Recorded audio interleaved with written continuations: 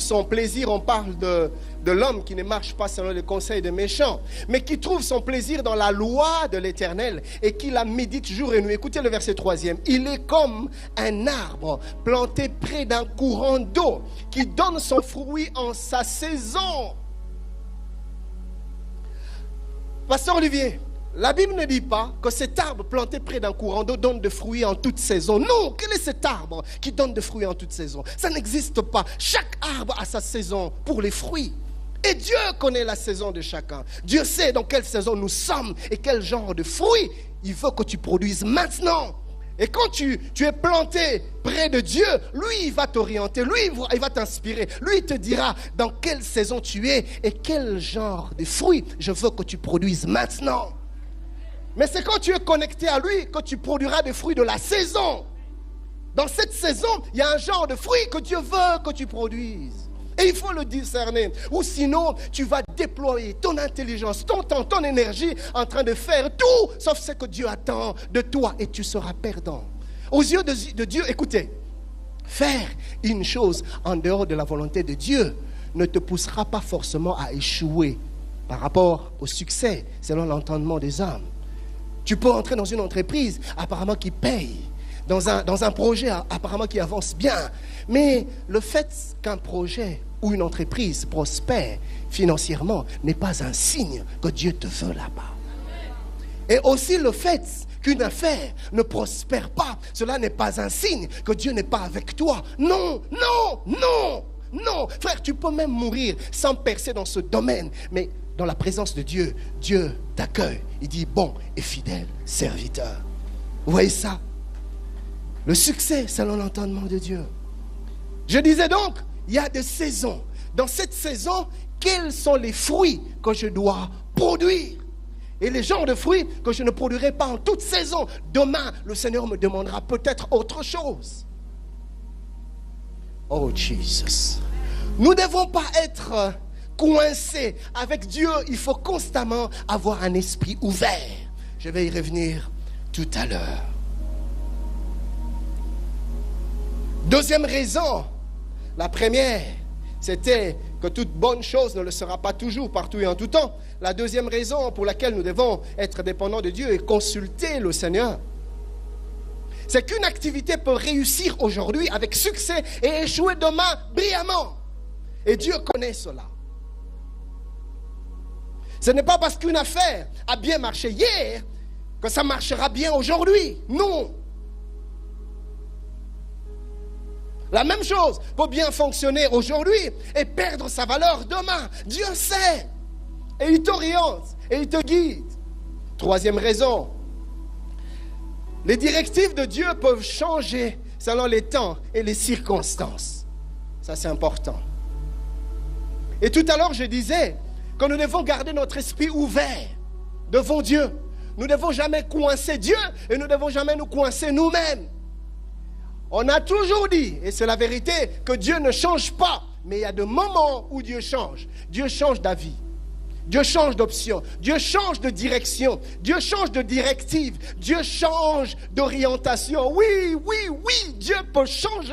Il t'a dit oui aujourd'hui, il te dit non demain. Il t'a dit non aujourd'hui, il te dit oui demain. Dieu peut, c'est lui qui décide. Ce n'est pas parce que Dieu t'a dit de faire X choses l'année dernière que tu dois refaire exactement la même chose en cette nouvelle saison. Non, non, non, non. Les orientations de Dieu peuvent changer.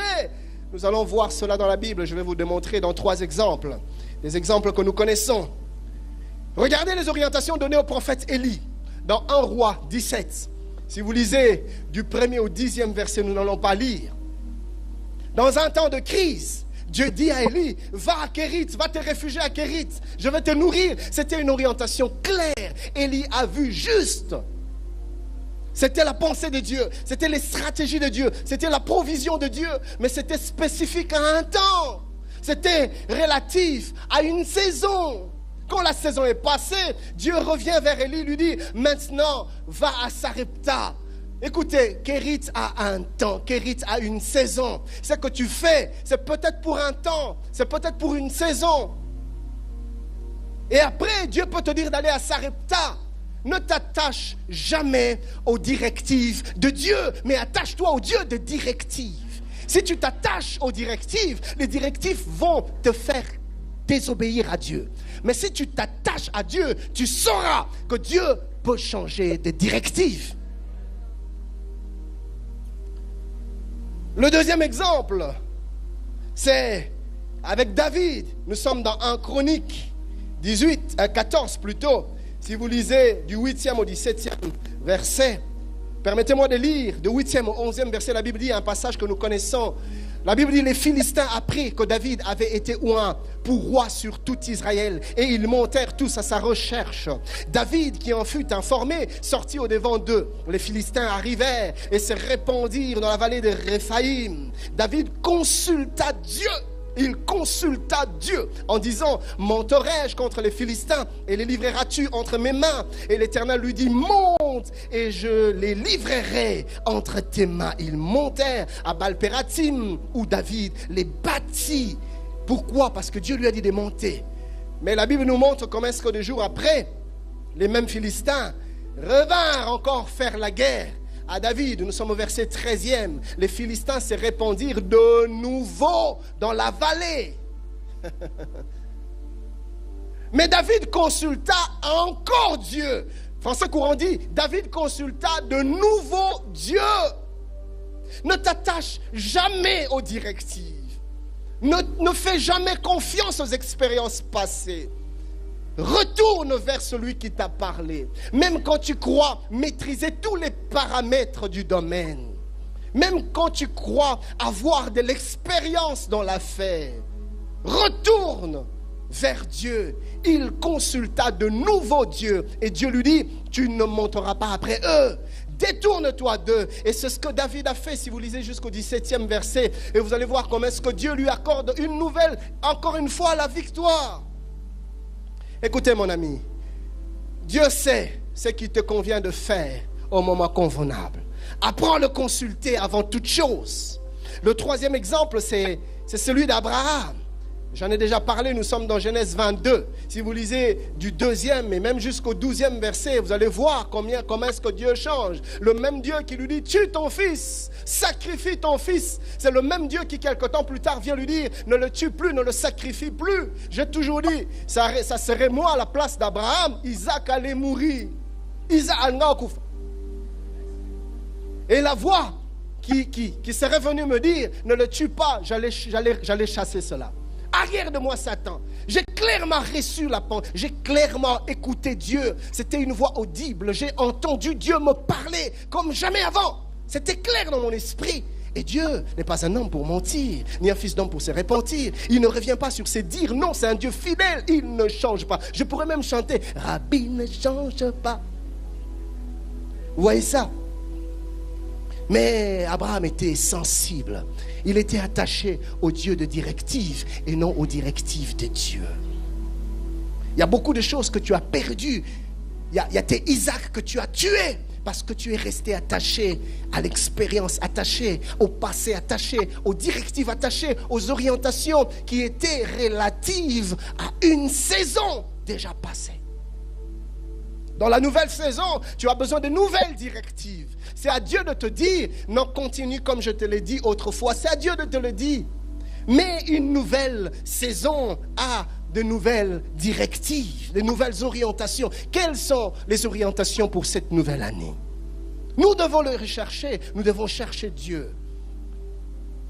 Voilà pourquoi, frères, nous devons être comme des fils d'Issachar. Nous sommes dans 1 Chronique 12, 32. Ils avaient l'intelligence des temps, l'intelligence de saison pour savoir ce qu'Israël devait faire. On ne fait pas tout en tout temps. Français courant dit, des hommes, ils savaient tous discerner quand et comment les Israélites devaient agir. Ils savaient quand et comment. Il y a toujours un quand et un comment dans la manière de fonctionner, dans la manière d'opérer avec Dieu. La Bible de Jérusalem dit, ils savaient discerner les moments où Israël devait agir et la manière de le faire. Il y a un moment et il y a aussi une manière. Nous faisons tout n'importe comment, nous faisons tout n'importe quand avec Dieu. Voilà pourquoi très souvent nous échouons. Nous échouons sur les promesses que Dieu nous a données. Seigneur, tu m'avais dit, oui, je te l'ai dit, mais il fallait attendre le temps. Je ne t'ai pas encore dit quand. J'avais dit que j'allais le faire. Il fallait attendre. Dieu dit à David, qu'on tourne par derrière et sous les cimes des mûriers, attends. Il avait le mot de Dieu. Dieu lui a dit, contourne, mais attends. Tu as la manière, mais attends le temps. Tu peux avoir le temps, mais attends la manière. Il lui dit, quand tu entendras le bruit des pas dans les cimes, vas-y, c'est le moment. Nous échouons dans nos entreprises parce que nous voulons faire des choses selon nous-mêmes.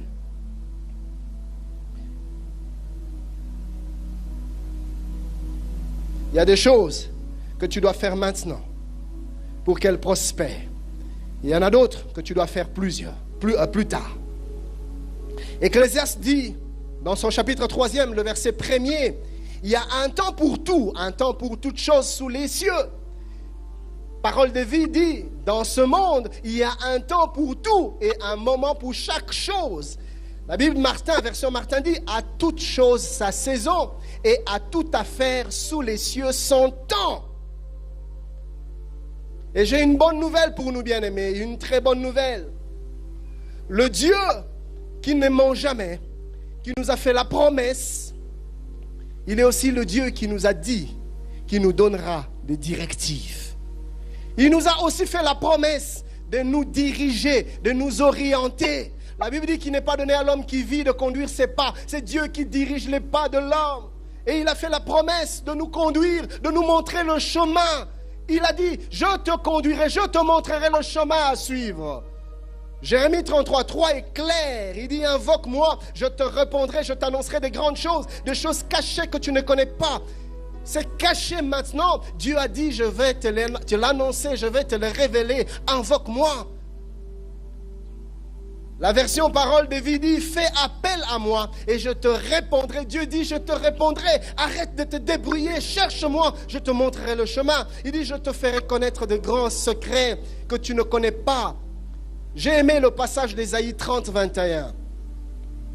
La Bible dit, tes oreilles entendront derrière toi, tes oreilles entendront derrière toi la voix qui dira, voici le chemin, marche-y, car vous irez à droite ou vous iriez à gauche. Le semeur dit du même passage, alors, tu entendras dire derrière toi, c'est ici le chemin, suis-le, là, va à droite, là, va à gauche. Dieu nous a fait la promesse, il n'est pas un homme pour mentir, il le fera.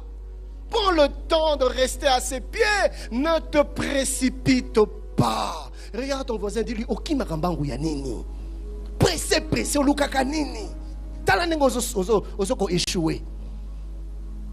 Dieu dit, tu entendras derrière toi la voix qui te dira, c'est ici le chemin. La voix te montrera le chemin.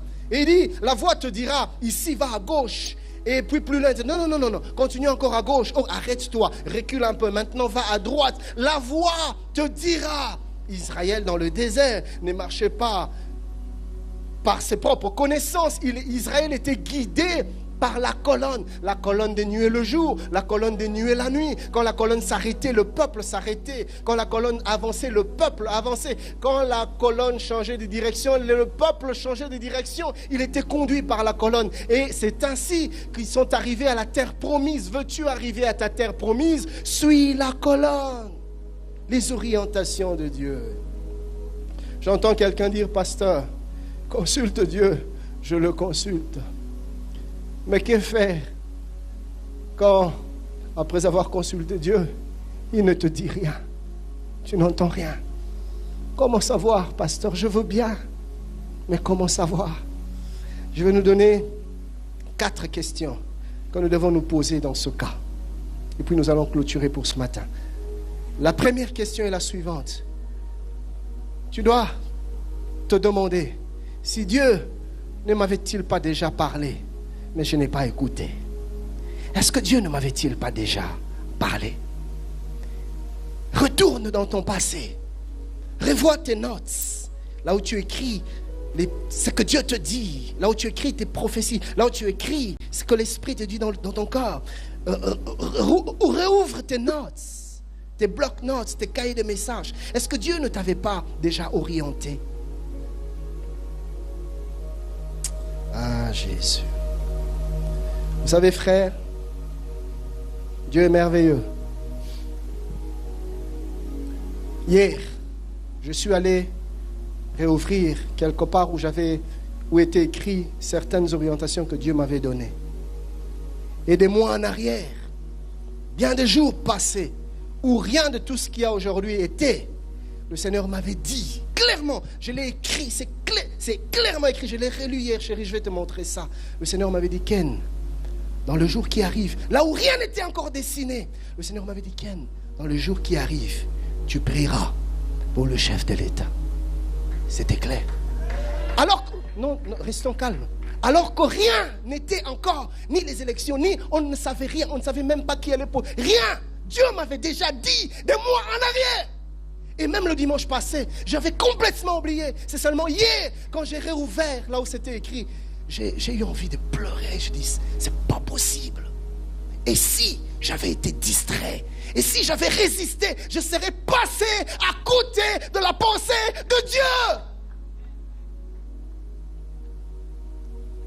Demande-toi, est-ce que Dieu ne m'avait-il pas déjà parlé?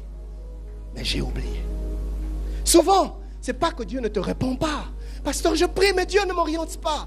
Souvent, Dieu t'avait déjà parlé, mais tu as tout simplement oublié. Écoutez ce que 2 Chroniques 33:10 dit.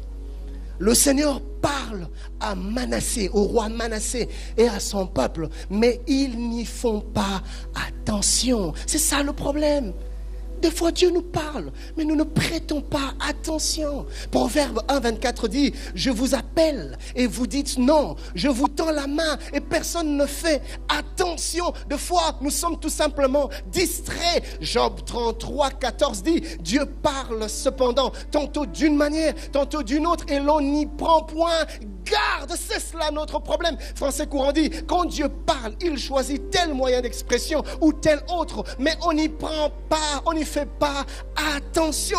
Fais-tu attention quand Dieu te parle ou es-tu distrait? La deuxième question que nous devons nous poser est la suivante. Ne suis-je pas en train de vouloir que Dieu me dise ce que j'ai envie d'entendre? Ça, c'est la deuxième question. Ne suis-je pas en train de vouloir que Dieu me dise des choses que j'ai envie d'entendre? Parce que si tu es bloqué dans une chose et tu veux que Dieu te dise, te confirme la chose ou t'oriente dans le sens de ce que toi tu veux, quand le Seigneur te dira autre chose, tes oreilles ne seront pas disponibles pour écouter. Vois-tu, mon ami, quand tu veux que Dieu te dise ce que tu as envie d'entendre, tu refuseras toute autre orientation. Toute orientation contraire, tu refuseras. Voilà pourquoi plusieurs courent après les prophètes qui leur disent des choses qu'ils ont envie d'entendre. Pourquoi? Parce qu'ils ne sont pas prêts d'entendre autre chose. Je vous ai déjà raconté ce témoignage d'une amie que j'avais il y a longtemps, plusieurs années en arrière. À un moment donné, il devait aller en Europe. Et ses frères qui étaient en Europe, à l'époque, il n'y avait pas encore de passeport biométrique. À l'époque, on ne donnait pas des empreintes ni à l'ambassade, ni même à l'immigration en Europe. Tu montrais le passeport et les gens changeaient comme ça des passeports. Ils changent de photos et tout ça. Le passeport de ton grand frère, tu peux aller avec, on ne vérifiait pas les empreintes. Un peu comme en Afrique du Sud aujourd'hui. Tu peux changer de nom, il n'y a pas d'empreinte. Mais un jour, ça viendra et ce jour-là. Alors je lui dis, écoute mon ami, tu veux aller en Europe, c'est bien, on t'a envoyé des papiers. Mais est-ce que tu as consulté Dieu? Écoute, pas Ken. Non, consulter, ça va prendre un robot, là. Elle n'était pas prête. Pourquoi? Parce qu'elle n'avait pas envie d'entendre autre chose. C'est souvent ce qui nous arrive. C'est souvent ce qui nous arrive. Ne suis-je pas en train de vouloir que Dieu me dise ce que j'ai envie d'entendre? Troisième question plutôt. N'ai-je pas moi-même prédéfini le chemin que Dieu doit utiliser pour me parler? Souvent, ça aussi, c'est un problème. N'ai-je pas prédéfini déjà le langage que Dieu doit utiliser, le chemin, le processus que Dieu doit suivre? Et des fois, j'ai défini même la personne que Dieu doit utiliser pour me parler. Vous voyez ça? Et je suis bloqué sur la personne. Non, c'est un pasteur. Un prophète. Et si Dieu décide de te parler par ta petite fille à la maison, tu n'écouteras pas parce que tu es bloqué. Tu prédéfinis toi-même le chemin. Il y a un homme dans la Bible qui est tombé dans ce piège. Heureusement qu'il s'est repenti après. Le général Naaman. Nous sommes dans 2 Rois 5, 9 à 11. Naaman vint avec ses chevaux et son char, et il s'arrêta à la porte de la maison d'Élisée. Élisée lui fit dire par un messager, va et lave-toi 7 fois dans le Jourdain, ta chair redeviendra saine et tu seras pur. Écoutez Naaman. Naaman fut irrité et il s'en alla en disant, voici je me disais, c'est cela, c'est ça même notre problème, ou le problème de plusieurs. On se dit déjà comment les choses doivent se passer, comment Dieu doit parler, comment Dieu doit opérer. Et quand il opère d'une autre manière, on ne discerne pas, on ne le saisit pas parce qu'on est bloqué sur un schéma prédéfini. Il dit, je me disais, voici, il sortira vers moi, il se présentera lui-même, il invoquera le nom de l'Éternel son Dieu, il agitera ses mains sur la place et guérira le lépreux.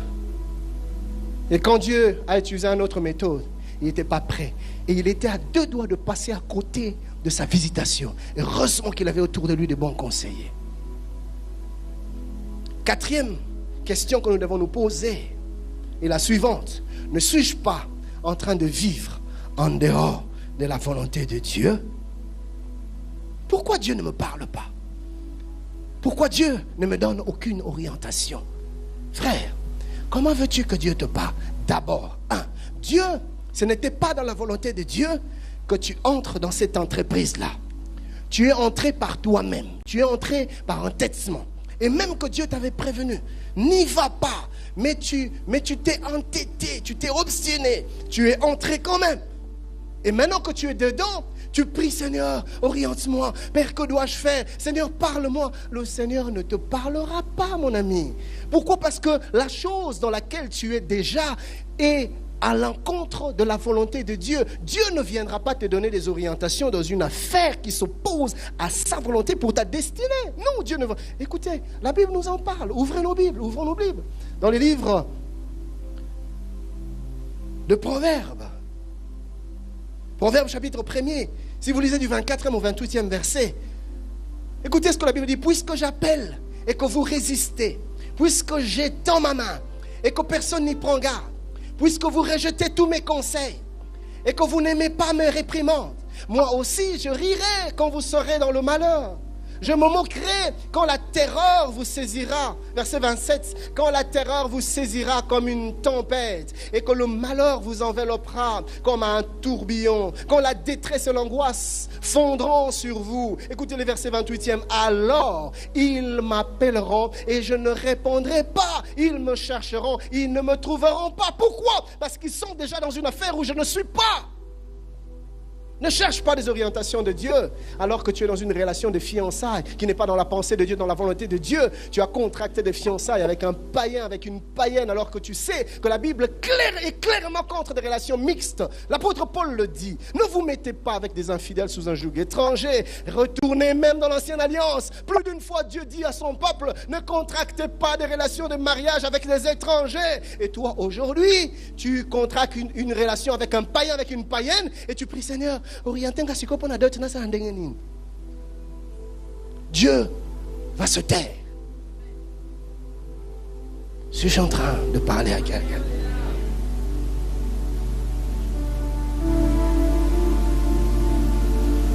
Proverbe 28, 13 dit que celui qui cache ses transgressions ne prospère pas, mais celui qui les avoue et les délaisse obtient miséricorde. Oh là là, j'ai débordé, pardonnez-moi. Je vais conclure avec le cas de Saül. Dans 1 Samuel 28, 4 à 8, 1 Samuel 28, 4 à 8, écoutez ça. Les Philistins se rassemblèrent et vinrent camper à Sunem. Saül rassembla tout Israël et ils campèrent à Gulboa. À la vue du camp des Philistins, Saül fut saisi de crainte et un violent tremblement s'empara de son cœur. Écoutez le verset 6e. Saül consulta l'Éternel. Et l'Éternel ne lui répondit point, ni par des songes, ni par l'Urim, ni par les prophètes. Le Seigneur ne lui répondit point.